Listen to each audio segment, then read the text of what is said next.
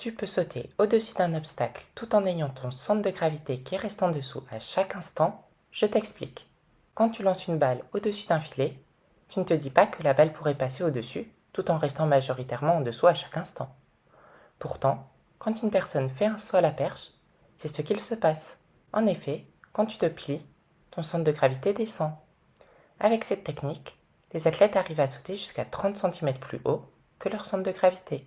Pour comprendre comment ça marche, regarde cette corde qui s'enroule autour d'une barre. Quand elle s'enroule, son centre de gravité en fuchsia monte, mais il ne passe jamais au-dessus de la barre. Certaines personnes appellent cet effet l'effet tunnel, mais rien à voir avec l'effet en physique quantique. Est-ce que tu t'es déjà demandé pourquoi un terrain de foot fait 100 mètres de long et un terrain de basket seulement 28? En fait, une étude parue en 2014 montre que pour les sports de balle, la taille du terrain dépend uniquement de la distance maximale de lancer de la balle. La difficulté, c'est de calculer cette distance. Pour des sports comme le basket, c'est facile, car le lancer suit une forme de parabole. C'est le cas si on ne prend en compte que le poids. Pour des sports comme le badminton, la trajectoire a une forme très différente. Elle ressemble plutôt à un triangle.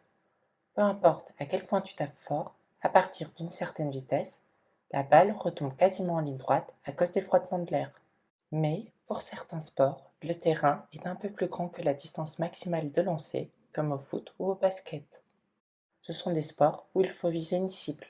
Au tennis ou au volley, c'est l'inverse, et cette fois, il faut être précis pour ne pas sortir la balle du terrain.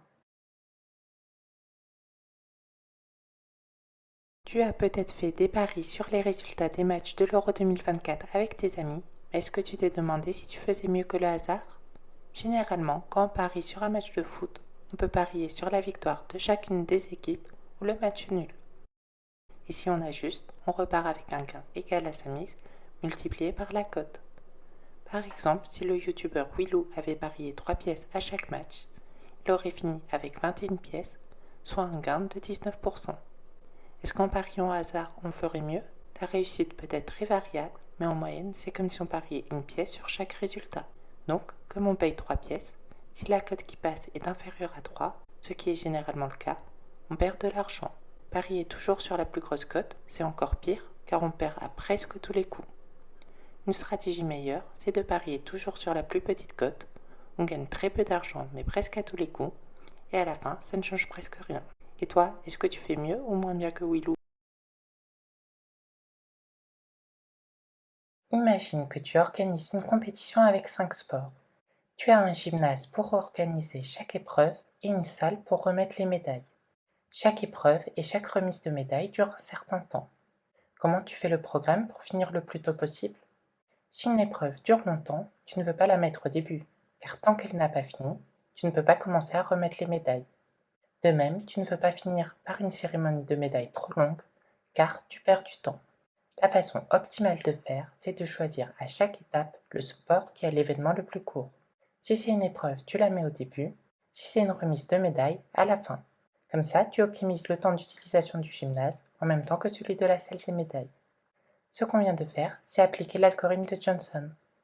Par contre, si on ajoute ensuite une troisième salle pour faire des interviews, trouver une solution est beaucoup plus compliqué.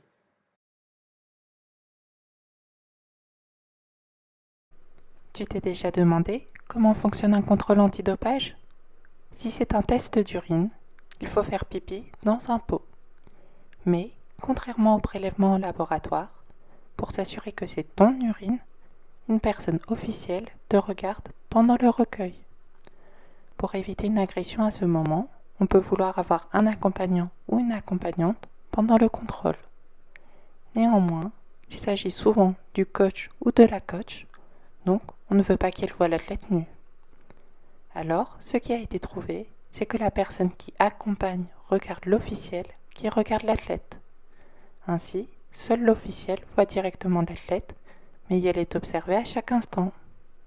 D'ailleurs, petit fun fact, s'il n'y a pas assez d'urine ou si l'urine est trop diluée, il faudra produire un nouvel échantillon.